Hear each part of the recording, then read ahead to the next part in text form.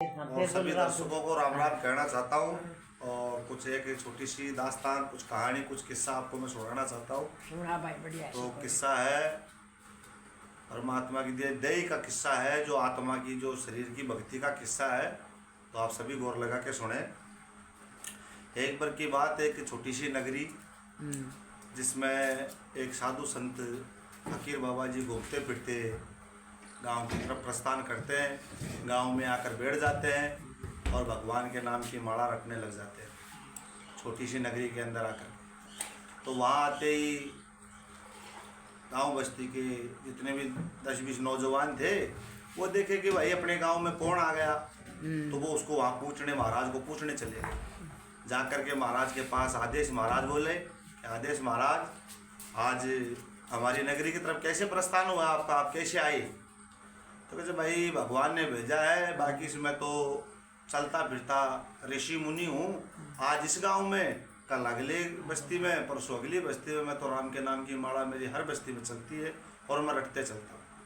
तो कहते महाराज आप आए तो गांव में, लेकिन नगरी में नहीं आए आप नगरी के बाहर तो आपने स्थान बना लिया, लेकिन नगरी में आना जाना, कोई खाना दाना, रोटी पानी, कुछ तो आपकी सेवा होनी चाहिए नगरी की तरफ से। तो साहब वो ऋषि मुनि जो महाराज थे, उन्होंने कहा कि भाई देखो, मैं खाना तो खाता हूँ, वैसे तो परमात्मा देता है, क्योंकि इस राम नाम की माला से बड़ा कोई नहीं है। तो जो राम नाम की माला अपने आत्मा से रटेगा, उसको भगवान ऑटोमेटिक सब कुछ देगा। तो बहू जी वो कह दिया कि भाई मेरे को तो भगवान देता है, और भगवान के सारे में मेरे पालन पोषण होता है। कभी कंदमूल भी मिल जाते हैं खाने के लिए, और कभी फल फ्रूट भी मिल जाते हैं, कभी भोजन भी मिल जाता है। तो कहते महाराज हमारी नगरी से क्या गलती हो गई जो आप हमारी नगरी का खाना नहीं खाते। ये बात बोली उन नौजवानों ने। तो बोले कि भाई ठीक है, आपकी नगरी का खाना भी खाएंगे, लेकिन नगरी में कोई सच्चा व्यक्ति, कोई सच्चा आदमी होगा, मैं उसके हाथ का तो खाना खा सकता हूँ, बाकी इसमें झूठे आदमी का हाथ के खाना नहीं खाऊंगा। तो वो जो 5-7 लड़के थे, नौजवान थे, तो इस कलयुग के अंदर कौन सत्य बोले कौन असत्य बोले, ये तो अपने मन में ही जान लेता है इंसान। तो 5-7 लड़के बोले कि यार अपने से भी कोई ना कोई भूल हो गई होगी जिंदगी में, कई झूठ हो गए होंगे।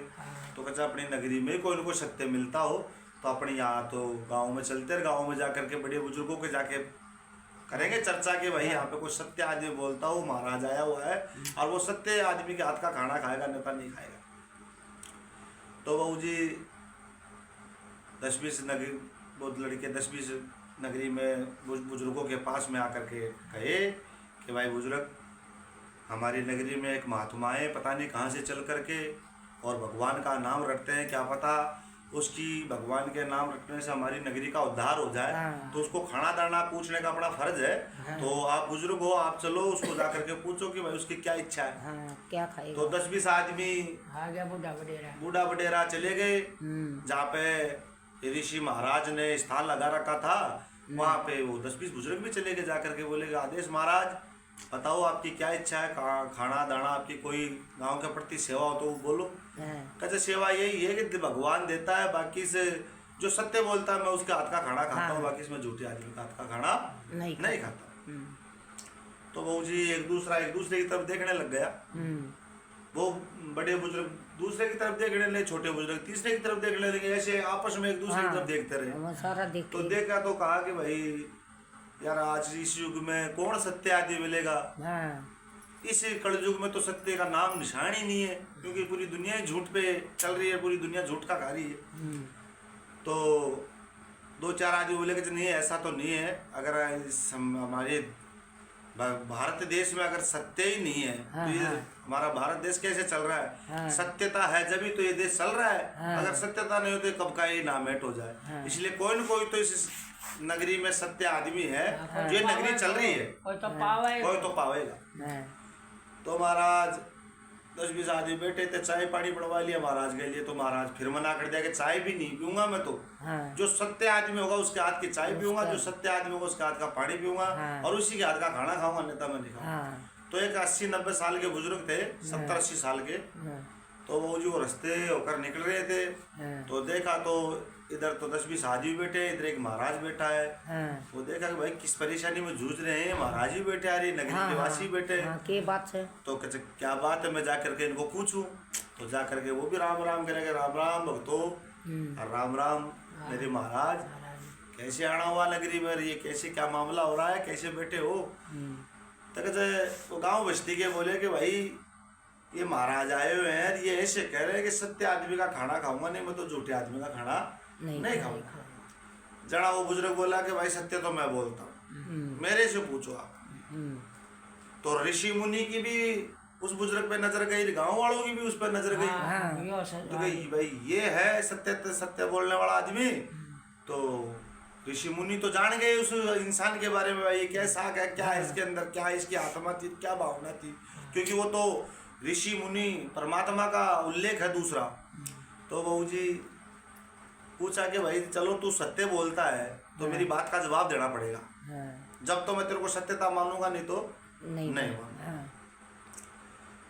तो कहते पूछो महाराज जो पूछना चाहते हो। तो कहते मैं तेरी जिंदगी के 3 शब्द पूछूंगा, तेरी जिंदगी के आसार पे वो ही बता देना, मैं तो उसी को सत्य मान करके तेरे हाथ का खाना खा लूंगा। झूठ बोल दिया तो मैं तेरे हाथ का छोड़ इस नगरी के हाथ का भी मैं खाना नहीं खाऊंगा। तो महाराज को थोड़ा लगा कुछ भावना, तो पूछ ही बेटा, कहते बताओ भाई बुजुर्ग जी आपकी उम्र कितनी है। पहला शब्द पूछ बेटा उस बुजुर्ग से, ऋषि मुनि की आपकी उम्र कितनी है। तो देखा बुजुर्ग आदमी 70-80 साल का था। वो सोचा अपने बारे में, अनुमान लगा कि यार मैं उम्र तो मेरी बहुत ज़्यादा हो गई, लेकिन अब मैं महाराज को क्या बताऊं। तो तुरंत उसने अपने मुखार वंश से कहा कि साहब मेरी उम्र तो कुल में 20 साल है। इतने कहते बाबू जी वो गांव बस्ती के बैठे थे वो भी सड़क उठे। इतने कहते वो 2 नौजवान साथी थे वो भी आश्चर्यचकित हो गए, और महाराज भी आश्चर्यचकित हो गया कि ये मैं तो इसकी उम्र पूछा था, ये ढांचे से तो कुछ और लग रहा है, ये उम्र बता बैठ 20 वर्ष। तो नगरी के बोले कि तो महाराज ये तो झूठ बोल रहा है, ये तो कति झूठ बोल रहा है, इसके हाथ का खाना वाना कुछ नहीं महाराज, ये तो झूठा है, इसे अच्छा तो हम ही हमारी बता देते उम्र, आप हमारे को पूछ लेते तो हम सत्य वो बता देते। बुजुर्ग बोला कि भाई सुनो, महाराज मेरे से सवाल करा है तो महाराज को मैं उत्तर दे रहा हूँ, और महाराज को भी पता है मेरे सवालों का जवाबों का, और महाराज को भी मैं जान रहा हूँ क्या चीज है। तो महाराज मेरे को पूछ रहे, वो सत्यता है वो मैं बता रहा हूँ, इसका सत्य का मैं उदाहरण भी दूंगा। हाँ तो भगवान कच महाराज गांव के नगरी के आदमी नौजवान बोले कि और पूछो, ये पहली बात तो पहले बिरता ही झूठ बोल गया, तो दोबारा और पूछो, देखा दूसरे में भी झूठ बोला है। तो फिर ऋषि मुनि बोले कि जब बता भाई तने उम्र तो बता दी, तो ये बता कि तेरे संपत्ति कितनी। तो महाराज से फिर वो बुजुर्ग बोला कि भाई मेरी संपत्ति तो कुल में 25,000 रुपए। और फिर वो नौजवान गांव बस्ती के आदमी थे वो हड़बड़ा गए, बोले कि जब महाराज इसके हाथ का तो खाना क्या, इसके हाथ का तो चाय पानी भी पीना वाजिब नहीं है, ये तो कच्ची झूठा आदमी है। अरे कच्चे बुजुर्गो, अरे मेरे नौजवान साथियों डटो, मैं जो जवाब दे रहा हूँ वो सत्य का जवाब दे रहा हूँ। महाराज से ऋषि मुनि ने कहा कि महाराज मेरी उम्र मेरी जो संपत्ति है वो तो कुल में 25,000 है, इससे ज्यादा मैंने नहीं तो कमाया और नहीं मेरे पास में। जना फिर नौजवान रो गांव बस्ती के बोले कि भाई ये तो कति झूठ बोल रहा है, इसको तो रावण बिरावण है, इसकी कैसे मान ले, इसके तो ट्रैक्टर ट्रॉली गाड़ी घोड़ा, इसके तो कम 100 किला तो जमीन है, तो बिल्कुल झूठ बोल रहा है। फिर वो बोला कि महाराज को मैं उत्तर दूंगा, आप नहीं, आप मेरी सत्यता को समझो, और मैं जो सत्य बोल रहा हूँ वो मेरी सत्य है। अच्छा तीसरा प्रश्न और पूछो महाराज। जब तीसरा प्रश्न पूछा तो पूछा गया, ऋषि मुनि बोले कि भाई तेरा तीसरा प्रश्न ये है कि तूने उम्र बता दी, तूने संपत्ति बता दी, तो तू ये बता दे कि तेरे बेटे कितने। उस ऋषि मुनि को तो सब कुछ पता था, फिर भी वो पूछ रहा उसको कि तेरे बेटे कितने। तो महाराज चारों में ध्यान लगाया उस बुजुर्ग ने, और ध्यान लगा करके कहा कि साहब मेरे बेटा तो एक है। फिर नगरी के वासी बोले कि महाराज इसका तो चाय पीने का छोड़कर इसका तो मुंह देखने का भी धर्म नहीं है, ये तो कति झूठ बोल रहा है, इसके तो बेटे 4 मैं तो कल ही दे मिल के आया हूँ बोले। हाँ, और ये बता रहा है एक बेटा। तो कहते महाराज ये तो बिल्कुल झूठा है। तो महाराज भी जानते थे उस बुजुर्ग को, और वो ऋषि भी, वो बुजुर्ग भी जान गया उस ऋषि को।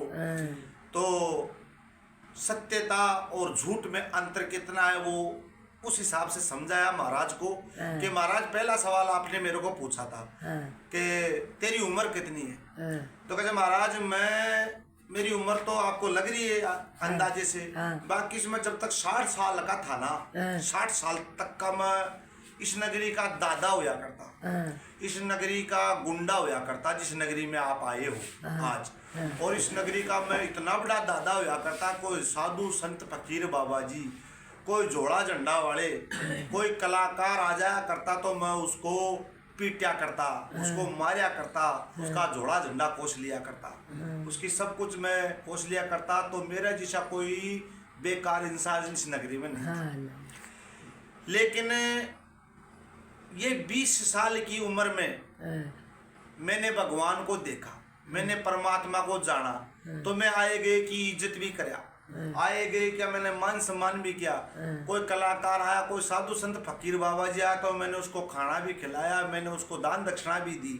तो कहते मेरी वो जो 60 साल की उम्र थी वो तो मेरी बिरथाई गई, वो खराब होगी, वह तो मेरी खराब थी। मेरी उम्र तो कुल में ये 20 साल की चल रही है, ये मेरी उम्र है असली उम्र।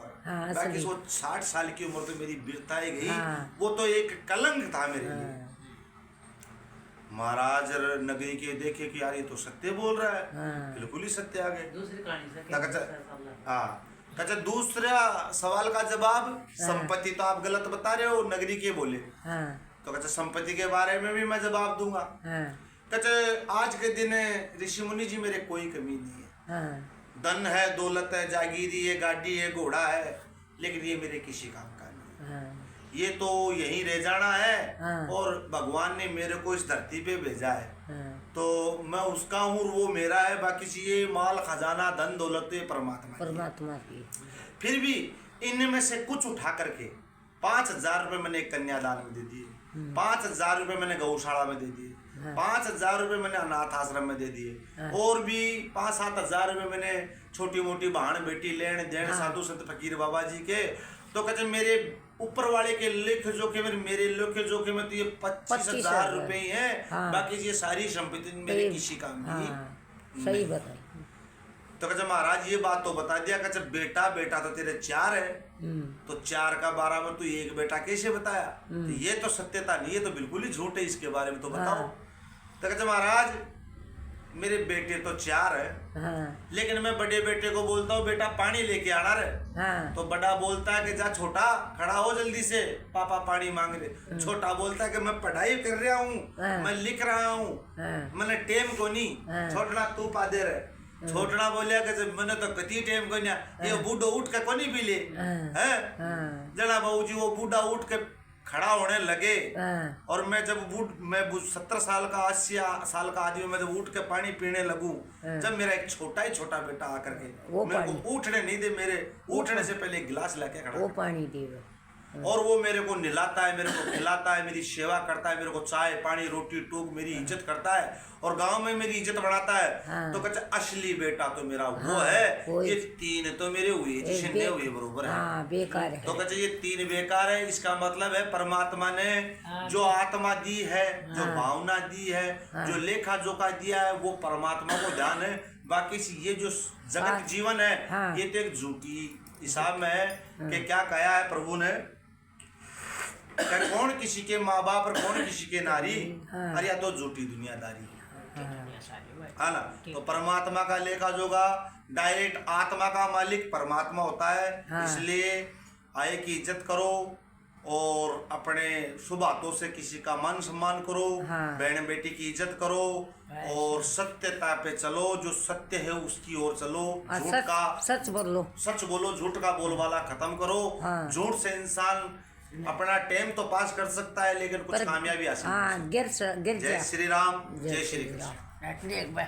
भाई कहानी के नाम के दादी के जय हो, अरे जय हो। सब कुछ का जय हो आशीर्वाद जय हो मेरी माँ, तेरी जय जयकार हो और तेरे भी बेटा पोता अवसर तेरा बड़ा बालक बढ़िया रास्ता मिले। जय हो भाई।